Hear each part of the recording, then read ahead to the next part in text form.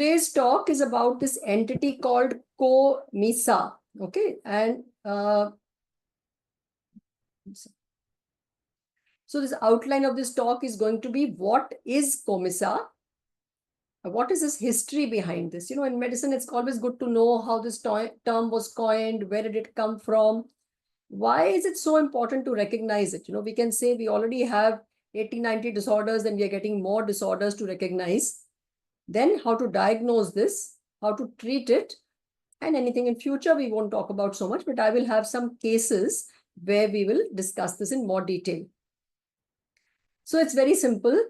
This is an acronym for comorbid, insomnia, and sleep apnea. Okay, so this is COMISA, comorbid, insomnia, and sleep apnea. So what is this condition? It has shared features. So what do we know about insomnia? We know that these people have difficulty falling asleep, staying asleep, early morning awakening, a bad day, and lots of things perpetuating sleep factors. Sleep apnea, they have repetitive airway closure, snoring, choking, gasping, dry mouth, morning headaches, fogginess, mood changes, nocturia. Now, if somebody has both these features, that's called COMISA. So what do these people have? They have difficulty in falling asleep. Sleep is very fragmented. They have frequent awakenings. They have overall a poor quality of life, and they have snoring. So they have symptoms of both the conditions. And as we were just mentioning, that anybody can have two conditions. So what are the common symptoms that they come with? They can come with any of this or a combination of this. So somebody can come and say that, my sleep is just very bad and I'm very tired. I feel very low and a lot of worry about sleep, but there is daytime sleepiness and there is some snoring. So this is a COMISA spectrum. What's the history behind this entity? So this Dr. Guilleminault, as we all know him, and from Stanford. So he, in 1973, talked about this entity, and he said, there is some people of mine who have sleep apnea, and there is some insomnia coexisting, and he talked about it. But if you see the publications, over the next many years, there was complete silence. People didn't pick it up, didn't talk about it, didn't write about it much. Then around 1999 and 2001, you can read these two studies, Leichstein and Krakow, they found that in patients with insomnia, there was some sleep apnea, and patients with sleep apnea, they were not able to use a CPAP, and they found some insomnia. And after that, the studies came up. 2017 is when this term was coined, and this was coined by Dr. Sweetman. He's from Australia. I have heard him a few times, and you see, he was working on this about something about sleep during his PhD, and he found this comorbidity, and he called this the COMISA. And after that, you can see there has been a lot of interest. So this is what, and if you read some of his articles, this is the latest one in about 23, and he's again talked about it in great detail. This is quite a good article to go through. So what is the relationship? So it's been seen that almost insomnia, we know 10% of the population will have insomnia, and almost 10, 20, 30% of the population can have sleep apnea. What is the relationship? 30 to 50% of patients with sleep apnea have poor sleep. And we'll discuss that why is it relevant, or why is it important to pick this group up. And similarly, on the other side, which is even more disastrous, that you are seeing a patient of insomnia, but in your mind, you're only going towards, what should I do? Should I do CBTI? Should I do sedative hypnotics? Should I change the medication? But 30 to 40% will have sleep apnea. So that's the reason why we thought that, we should talk about it. So why to bother about it? It has really sinister implications. Firstly, it is of a markedly increased health risk. What does that mean? We know insomnia can have cardiovascular problems, mood changes, emotional health, mental health. And we know sleep apnea can also cause the same. So can you imagine if you have both these conditions in the same person? It's what we call like a double whammy. So you have a greater risk of all comorbidities. You have overall a very bad quality of life. So thus it's been said that they have a bad physical health, increased risk of cardiovascular disease. They have mental health, increased risk of depression and suicides, and a very high prevalence. In fact, there are 3 big mortality studies which have been done. And if you look at this graph, basically to see that this is the years of survival and this is the probability.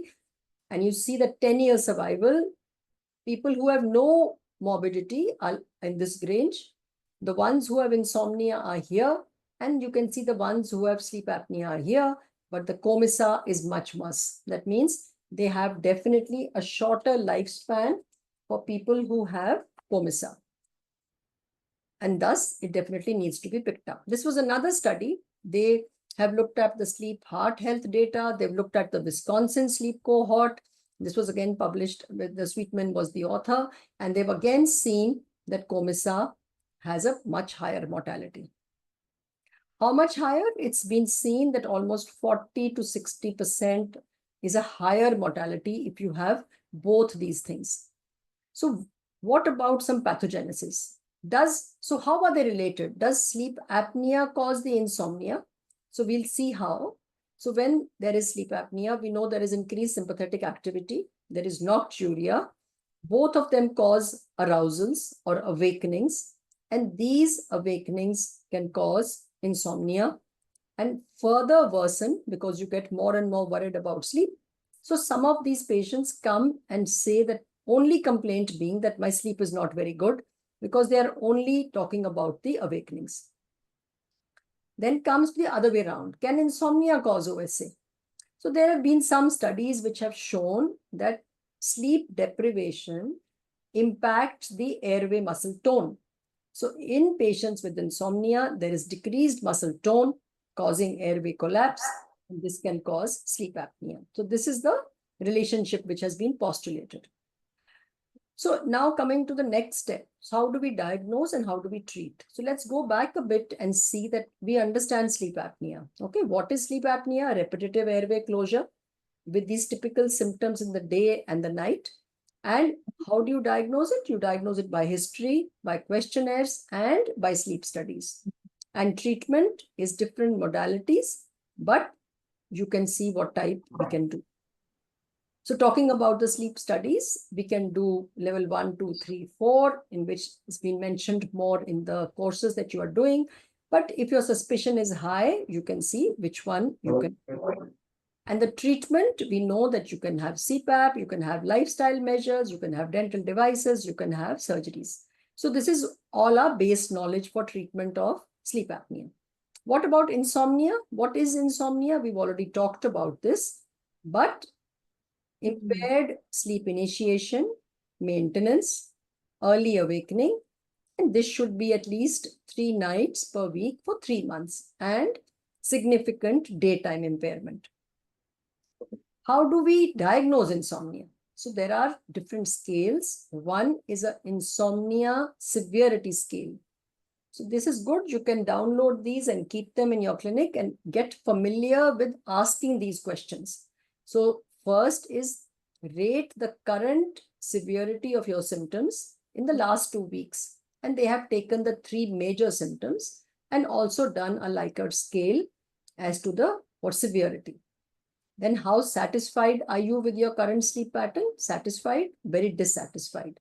How do they interfere with your day and about your quality of life? And what are you worried about? So based on this, more than 15 is clearly insomnia and up till 7 is normal. So this is one scale that one can use. We did another scale which was published in the Sleep and Vigilance in 21. Added 2 more points actually because you have this acute and chronic. So we added the duration, that is 3 months, less than 3 months or more. And because there's a lot of talk and thought about what sleeping measures or sleeping aids you are using, so we added those also. And now these questions are 10. So basically, in the beginning part, I think it's a good idea to keep the scales next to you and look at them. No harm in looking at them and asking the patient. And as you get more and more confident, the questions will flow automatically. How to manage insomnia? Should you give pills? Should you manage with CBTI? What else to be done? Now this is the background that we have. So what is this diagnostic challenge for this COMISA?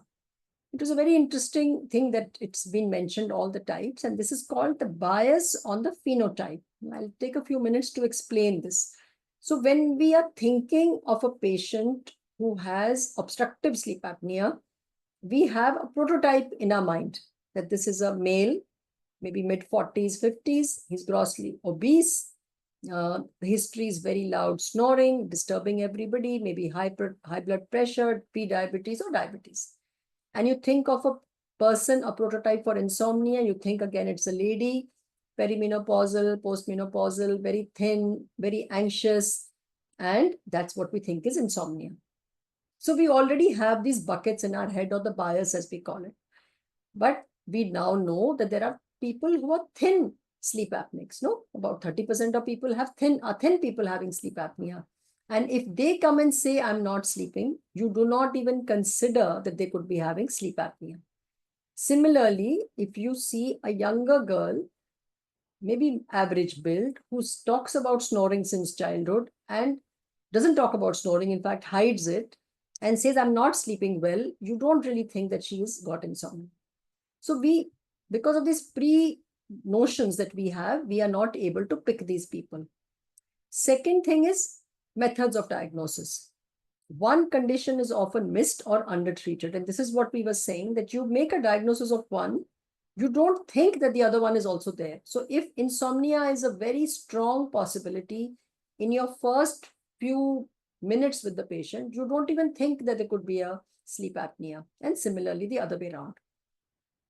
So there are certain tools which are good. That one is a sleep diary.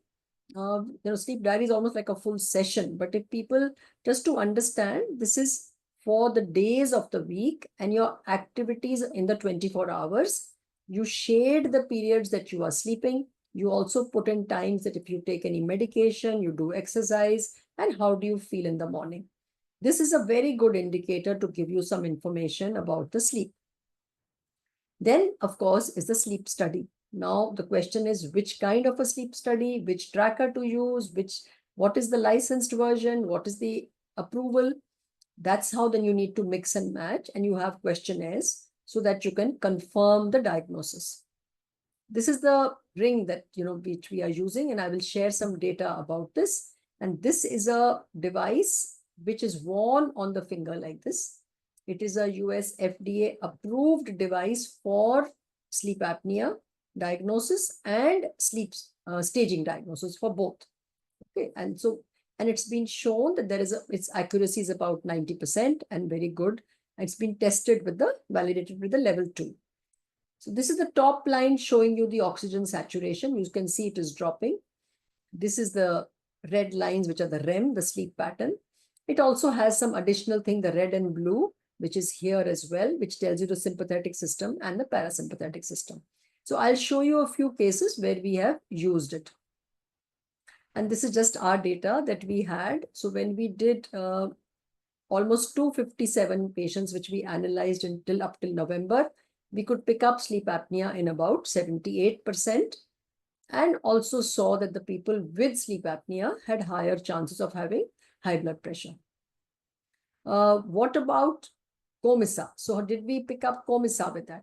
So there are definitions of this entity. So we said those with AHI more than 15 and sleep efficiency less than 80. So this middle group is the one with COMISA. So out of these 257, 25, that is 10% had COMISA.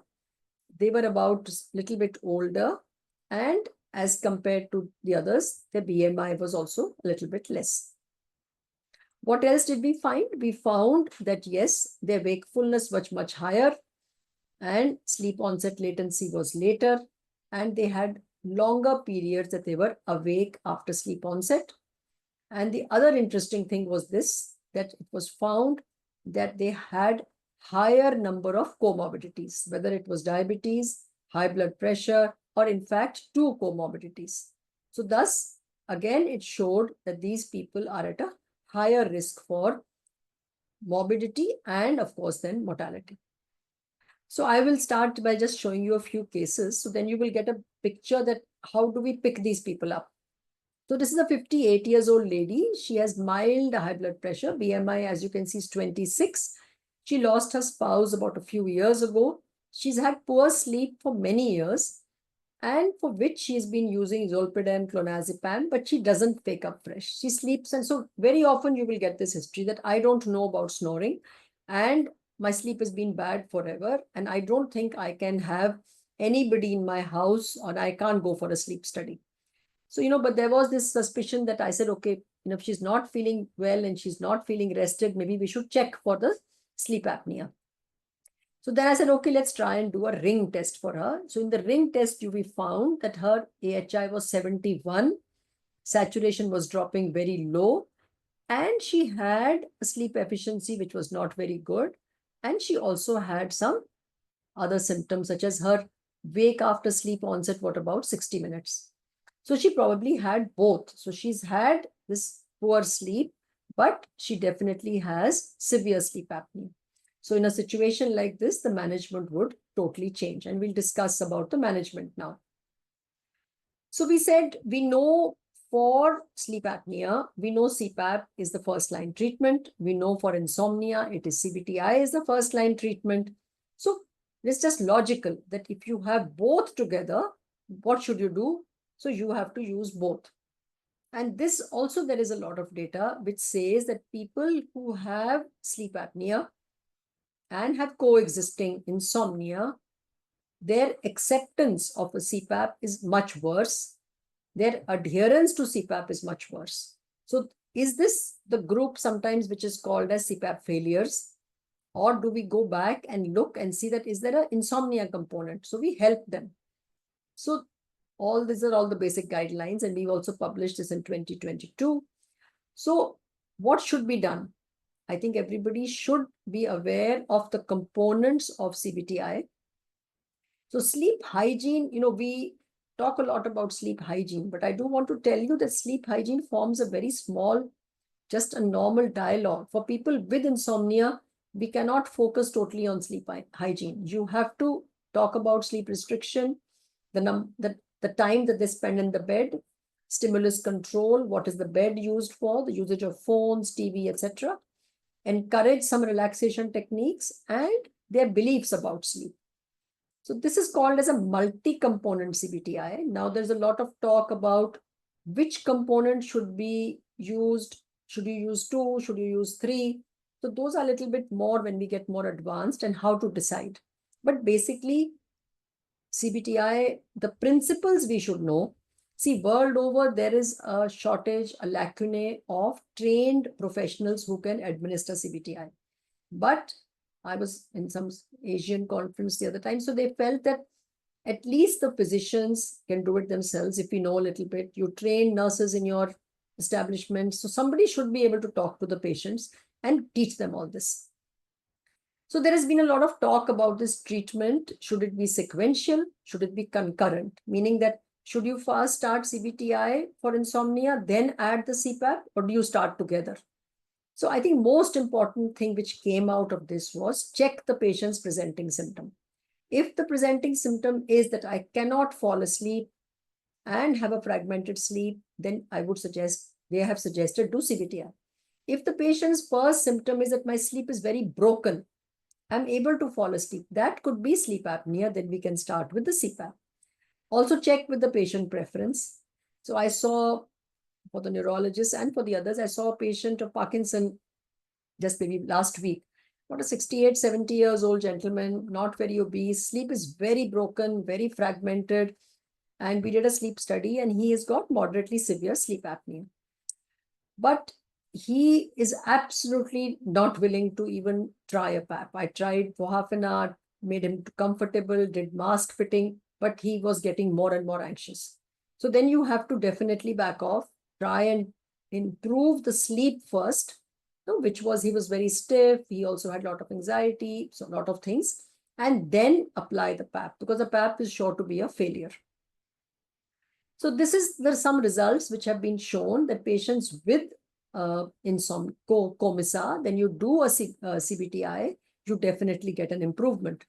And what was also surprising that with the CBTI, the AHI reduced. So there were some thoughts about this, that how does this work? Basically, they thought that, remember we talked about you improve the sleep, the airway tone maybe improves, and thus the AHI improves. This is another case. This is in fact a doctor who said that he's been having sleep problems for 15 years. Initially, initiation issue, but now maintenance issue, maybe mild snoring. And he has a very, very busy, hectic day. And he feels that, and he's also in practice, he's hypertensive, he's had a stroke, and he's also had a cardiovascular event.